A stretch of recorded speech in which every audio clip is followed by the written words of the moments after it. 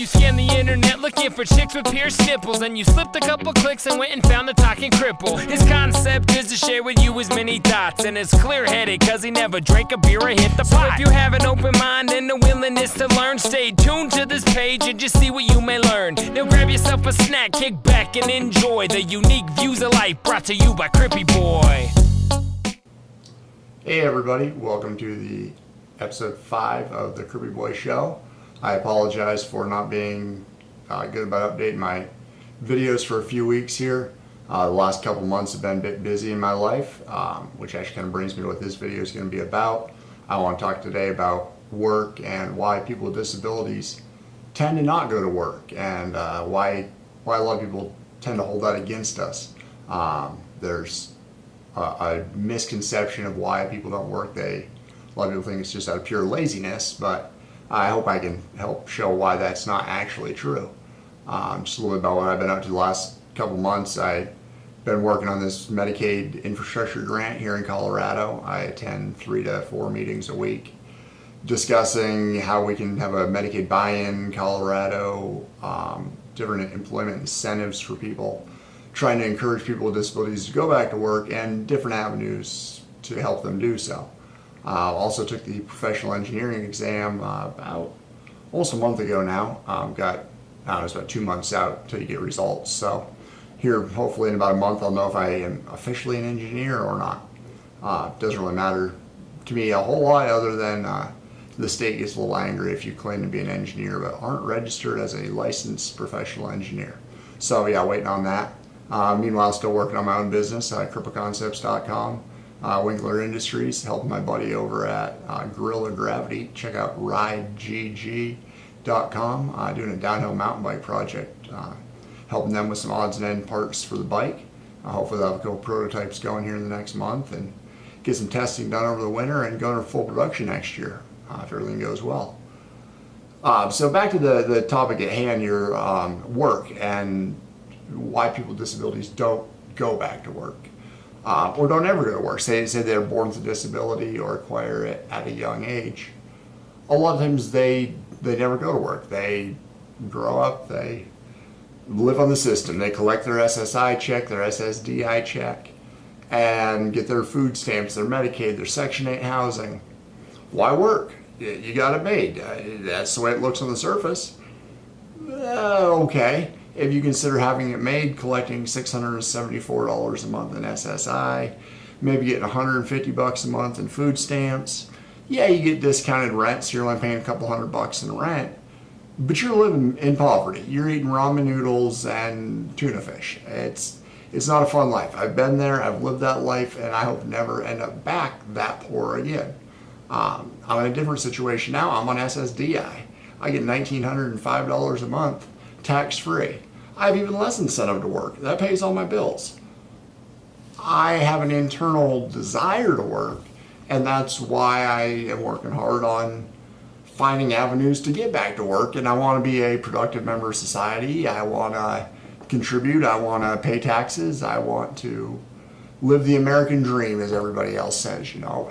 But having a severe physical disability requires high medical costs that aren't covered under most private health insurance plans.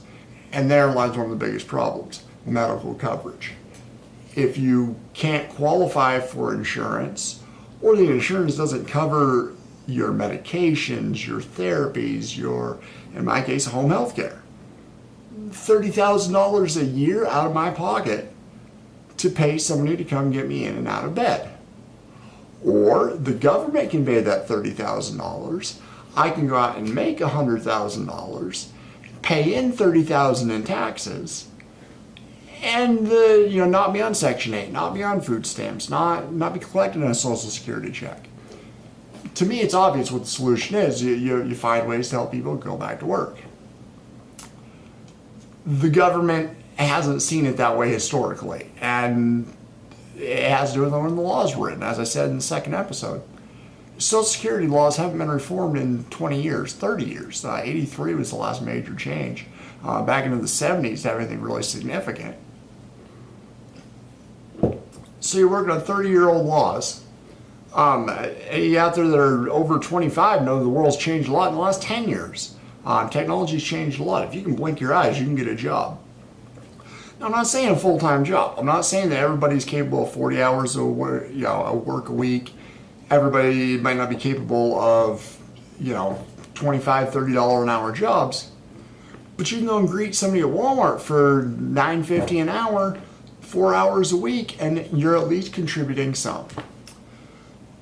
Back it up to what I believe is the biggest issue. It goes back to when the laws were written and what the definitions of things like disability are. I mean, according to Webster's dictionary, disabled means incapacitated by illness or injury, also physically or mentally impaired in a way that substantially limits activity, especially in relation to employment or education. There you go, employment. If you're disabled, you're not employable, according to Webster's. Social Security takes it one step further. In order to qualify for disability, this is a quote right off SSH website. Disability under Social Security is based on your inability to work. We consider you disabled under Social Security rules if you cannot do work that you did before, we decide that you cannot adjust to other work because of your medical conditions, and your disability has lasted or is expected to last for at least 1 year or to result in death. Well, that worked great in 1935. If you had a disability of any sort, you were missing an arm, you were missing a leg, you had polio, you had a developmental disability, you had a cognitive disability, you were blind. You couldn't work. There weren't jobs for you in 1935. Well, guess what? It ain't 1935 anymore. It's 2011. Like I say, if you can blink your eyes, you can get a job of some sort. So people spend, in my case, I was lucky. I went to Craig Hospital. They work good with Social Security. There's a close connection there. The doctors at Craig wrote up my review that I'm a complete C5-6 AJA quadriplegic. Send Social Security, boom, signed off, I was approved Social Security. That's not the norm. That is the rare case. Most people spend months, if not years, fighting to get on Social Security. What do they have to do? They have to hire a lawyer and prove they're incapable of doing any work. And then as soon as you get on Social Security, they start trying to talk to you about ways you can go back to work. Am I the only one missing the point here? I mean, talk about an oxymoron. You can't work, but you can work. Make up your mind. Change the policies. You need to make ways that people can get disability, get on disability, work, use it as a step up, not something to live on the rest of their lives, and find ways to help them go back to work. And Social Security has programs. Ticket to Work, 1619B, like I say, Medicaid buy-ins. There's programs out there. But the problem is you spend, say, a year fighting Social Security to prove that you are disabled. Finally win your case. You get all your back pay for the year, you're on Social Security, life's great, right? No, for a year you've had no income, so you've ran up bills, you got credit card debt, you lost your house, you lost your car. Now, you get your Social Security, you're getting $1,000 a month, let's talk SSDI here. You get $1,000, $1,200, $1,500, $2,000, let's say. Life's great, right? I mean, you can pay your bills, everything's fine, everything's hunky-dory. So you do this for 2-3 years. You're still as disabled as you were. Yeah, your physical condition, your mental condition has not changed. But you've learned to adapt, and you want to go back to work. Are you going to risk everything that you had to fight for over a year to get to go and try to work to earn a living? No. No, people aren't going to risk it, especially those with significant medical needs. So they don't attempt to go to work. They sit at home, they collect a check, and the general public looks at us as lazy, them lazy cripples. Which brings me to the other definition, why I choose to call myself a cripple. I'm not disabled, I'm not a person with a disability. I'm a cripple. Webster's defines it as a lame or partly disabled person or animal, one that is disabled or deficient in a specified manner, or something flawed or imperfect. That's the reality. We have a limitation in a specific way. In my case, I'm paralyzed. I have no movement feeling below my nipple line. I have partial use of my arms. It's a physical impairment. Somebody who is born with, let's say, autism, that is a developmental disability. It is a mental disability. You have people maybe bipolar. Somebody who's got CP who is a progressive, and their condition could get worse. Multiple sclerosis, muscular dystrophy. These things progress over time. So you might be good now, but in 10 years are you still going to be able to work? The other part that you run into is the cliffs. Everything is you can make a little bit of money, then boom, you have to make a lot of money to make up for what you're going to lose. People can't go from making, in my case, home health care, $30,000 a year. How am I supposed to just come up with 30 grand out of pocket? I go from I can make 30,000 a year to I have to make over 60,000 just to make what I would live on at 30,000. I'm better off to make 30 grand and have the government pay for my home health care.